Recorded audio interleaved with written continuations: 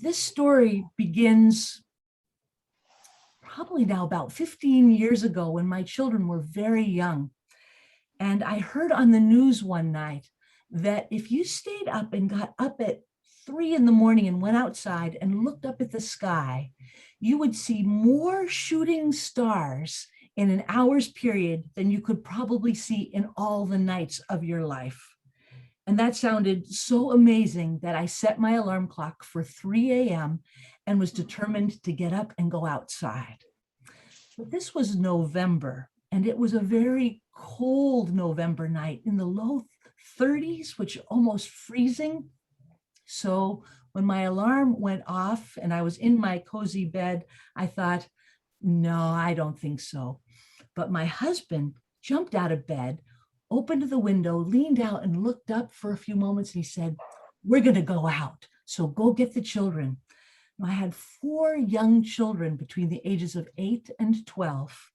And one by one, I went to their bed and whispered, "Get up, there's magic in the sky. We're going to go out and find it." They didn't hesitate.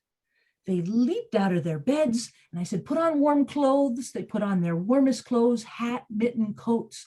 And we went downstairs and waited for directions of where we were going to go to be able to lie down and look up at the sky. But my husband never came downstairs. He stayed upstairs. And I said, "We're ready." He said, "Come on back upstairs." And I felt disappointed.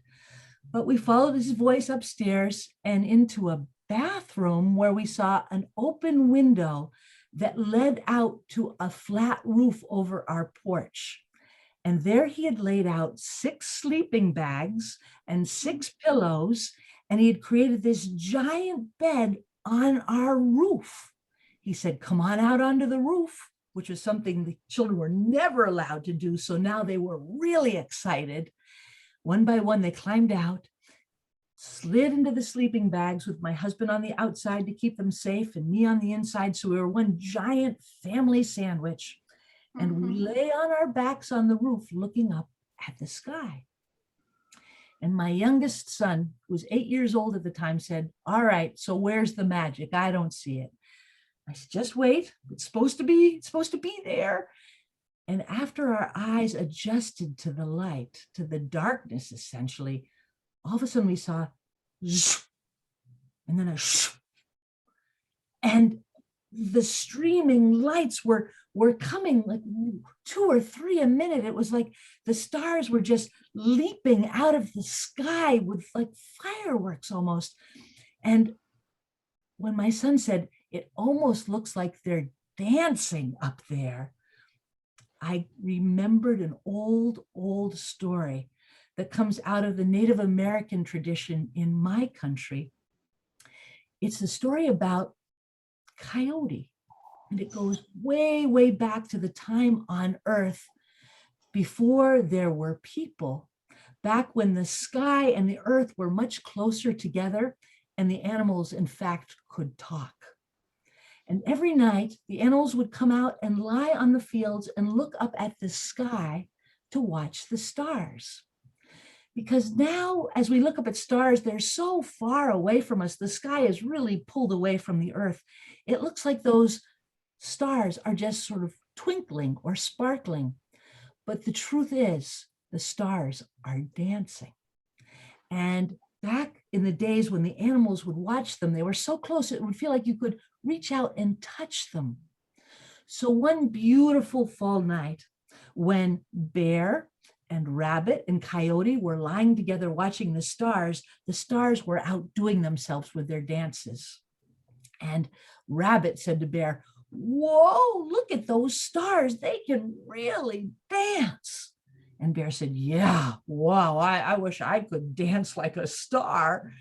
And that's when Coyote piped in and said, "I can dance as good as a star, and I love to dance." And Bear and Rabbit laughed at Coyote and they said, "You can't dance as good as a star." Coyote said, "Yes, I can. And I love to dance. You wait, you watch." At which point Coyote stood up and walked over and called up to the stars, saying, "Stars, give me a point up. I want to come dance with you." And the stars were embarrassed that Coyote would even think he could do that. So they turned their heads and they just danced harder. But Coyote didn't give up. He just kept calling up to the sky, "Come on, stars, just give me a point down so I can grab on and come dance with you." Well, one little star took pity on Coyote and leaned down and said, "All right, Coyote, just don't let go." And that little star lifted Coyote by the paw up into the sky and started spinning Coyote around.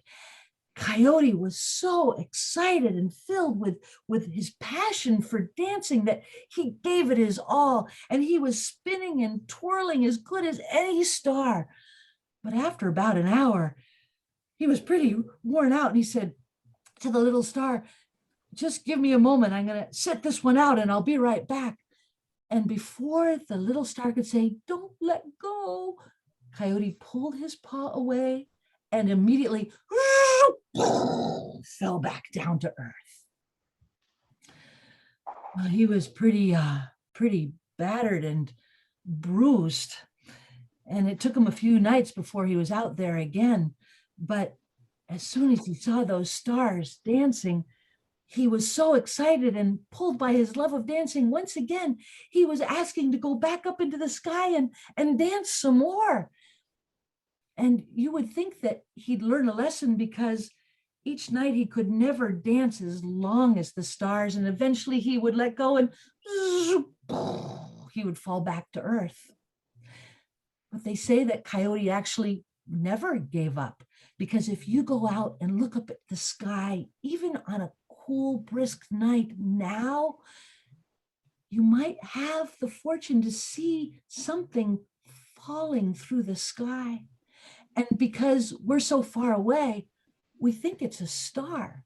But in fact, stars never fall from the sky because they know how to dance all night long. It's really just Coyote, who has tried one more time to dance the whole night through and can't quite make it, and is falling one more time back to earth. Well, we watched the stars that night for at least a couple of hours until we were so cold and the sun was starting to come up that we thought maybe we can get another hour of sleep before it's time to get up and go to school and to work. So we grabbed our sleeping bags and climbed back through the window, and one by one, everyone slipped back into their own beds. Just as I was falling asleep, there was a little knock at my door. And it was my 8-year-old son, who said, "Can I come and spend the rest of the night with you?" He said, "Come on in." And 2 cold feet slid down beside us in the bed. And just as I was about to fall asleep again, I heard my son say, "Mom, weren't they wonderful?" And I said, "Yeah, the stars were beautiful."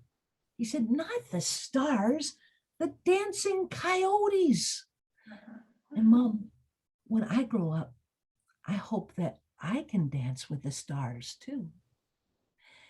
And as I listened to my son in that moment, I understood that story a little differently than I ever did.